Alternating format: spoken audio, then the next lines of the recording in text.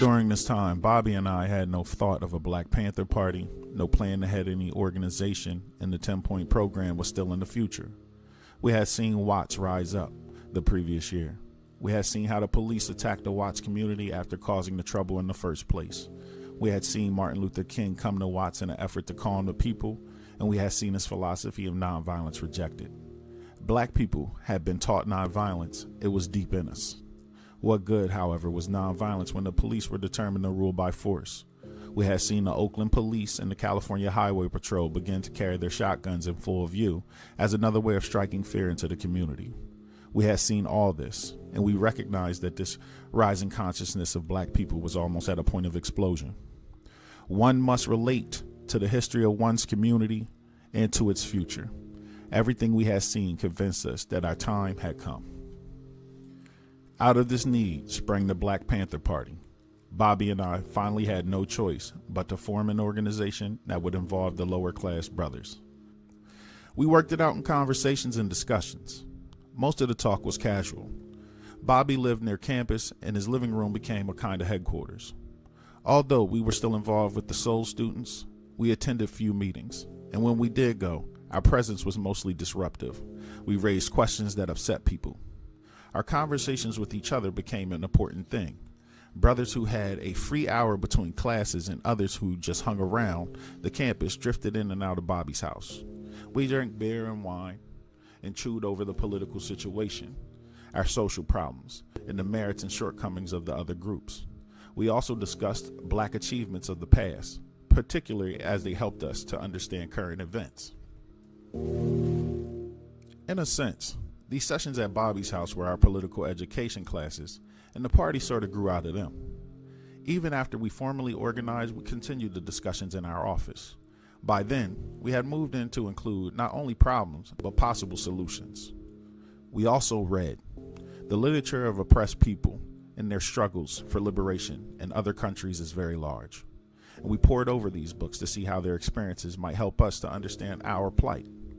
We read the work of Frantz Fanon, particularly The Wretched of the Earth, the 4 volumes of Chairman Mao Zedong, and Che Guevara's Guerrilla Warfare. Che and Mao were veterans of people's wars, and they had worked out successful strategies for liberating their people.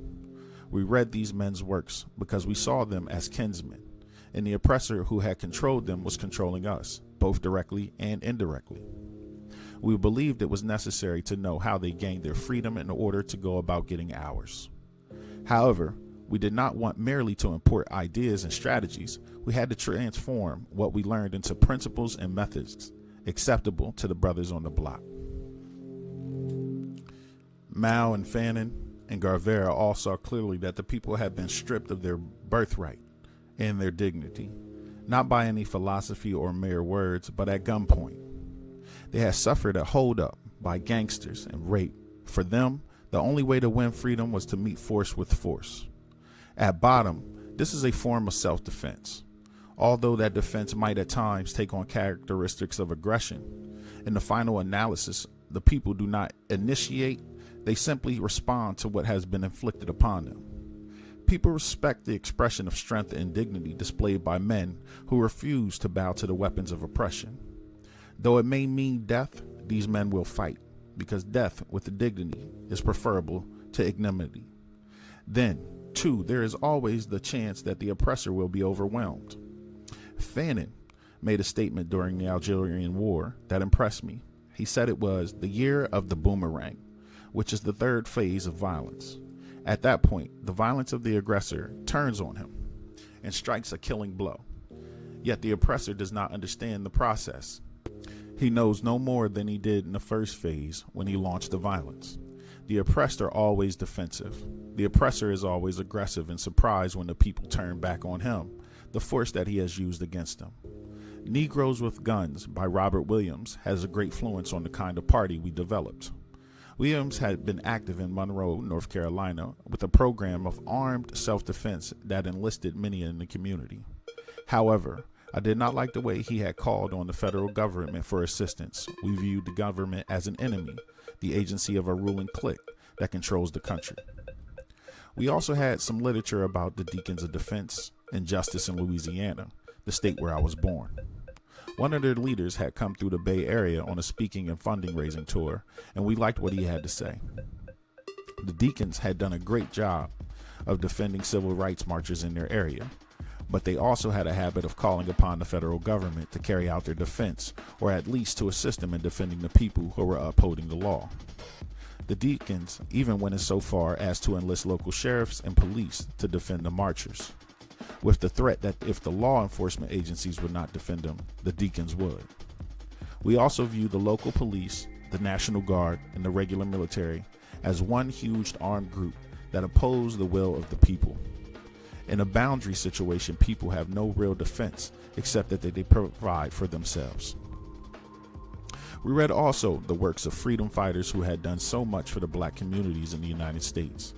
Bobby had collected all of Malcolm X's speeches and the ideas from papers like The Militant and Muhammad Speaks. These we studied carefully. Although Malcolm's program for the organization of the African American Unity was never put into operation, he has made it clear that blacks ought to arm. Malcolm's influence was ever present. We continue to believe that the Black Panther Party exists in the spirit of Malcolm. Often it is difficult to say exactly how an action or a program has been determined or influenced in a spiritual way. Such intangibles are hard to describe, although they can be more significant than any precise influence. Therefore, the words on this page cannot convey the effect Malcolm had on the Black Panther Party, although as far as I'm concerned, the party is a living testament to his life work. I do not claim that the party has done what Malcolm would have done. Many others say that their programs are Malcolm's programs. We do not say this, but Malcolm's spirit is in us. From all these, the books, Malcolm's writing, and spirit, our analysis of the local situation, the idea of an organization was forming. One day, quite suddenly and almost by chance, we found a name. I had read a pamphlet about the voter registration in Mississippi, how the people of Louds County had armed themselves against establishment violence. Their political group, called the Louds County Freedom Organization, had a Black Panther for its symbol.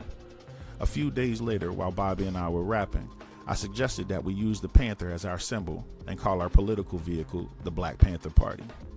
The panther is a fierce animal, but he will not attack until he's backed into a corner. Then he will strike out. The image seemed appropriate, and Bobby agreed without discussion. At this point, we knew it was time to stop talking and begin organizing. Although we had always wanted to get away from the intellectualizing and rhetoric characteristic of other groups, at this time we were as inactive as they were. The time had come for action.